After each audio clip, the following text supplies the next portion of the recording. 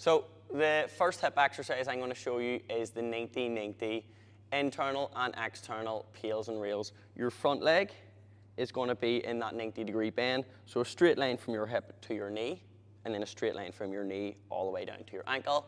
The exact same from that back leg. You're going to have a straight line from your hip to your knee and a straight line from your knee down to your ankle. Your front leg is the one that's in external rotation, and your back leg is the one that's in internal rotation.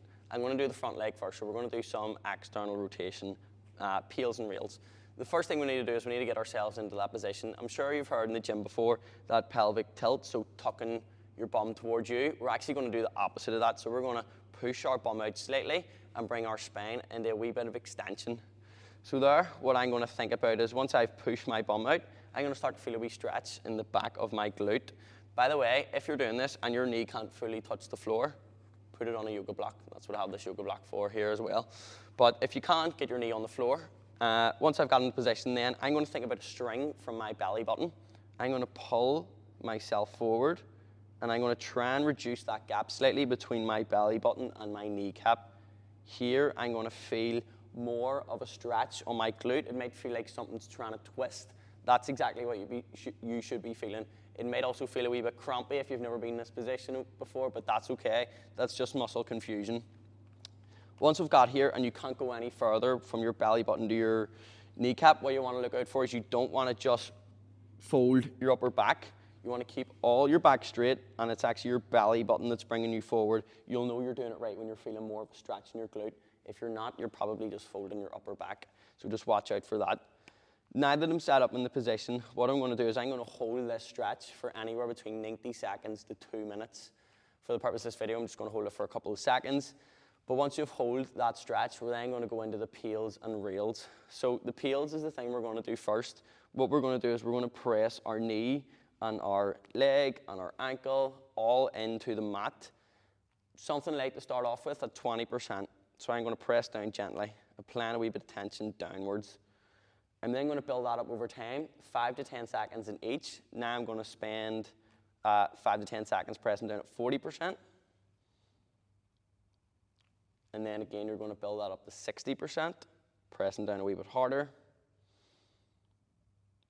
80%. And the last one, maximum tension that you can press down onto that block safely, 100%, 5 to 10 seconds here. And then what you're going to do is you're going to do the rails contraction. The way to think about that is after the 5 to 10 seconds is up, stop applying the tension, belly button, pull yourself in a wee bit deeper, and then think about bringing your knee up towards your belly button, but don't actually lift it off the floor. That's going to apply some tension in your leg, give you some contraction there. Hold this for 5 to 10, and relax out of it. So it'll be your 2-minute stretch. Then you're going to apply your PAILs, bringing that up from 20% all the way up to 100, where you're pressing into the mat. And then your rails, where you're pulling yourself in a wee bit deeper and trying to close that gap between your knee and your belly button, but not actually lifting your knee off the floor. That'll be your external rotation. We're then going to go to our back leg, and we're going to do some internal rotation.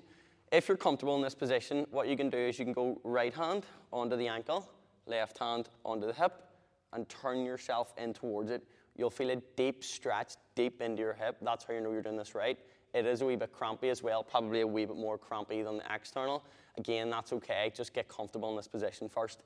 If you're sort of looking like this, so you're moving all over the place and you can't fully twist yourself in, what you can do, hands behind your back, give yourself a wee bit more space. That's okay as well. Go where you can go. If you can go in a wee bit deeper, closing that angle, go for it. If not, bring yourself out here. Just for the purpose of this video, I'm comfortable in this position, so I'm going to do it from here. What I'm going to do then is I'm going to pull myself into that stretch, so I'm facing towards my back leg and my back foot. And again, I'm going to hold this. This is the stretch position for 90 seconds to 2 minutes. Obviously, I'm only going to hold it for a couple of seconds for the purpose of the video. But then what I'm going to do is press again my knee, my leg, my heel, all into that mat, starting from 20%, 5 to 10 seconds in each. Build that up to 40%, 60%, 80%, and the last one, safely, as hard as I can press down, knee, leg, ankle, all into the mat. And once that 5 to 10 seconds is up, I'm going to release that tension, and then gonna go for the rails contraction. Arms right in front of me. I'm gonna try and pull myself in a wee bit deeper into that internal rotation.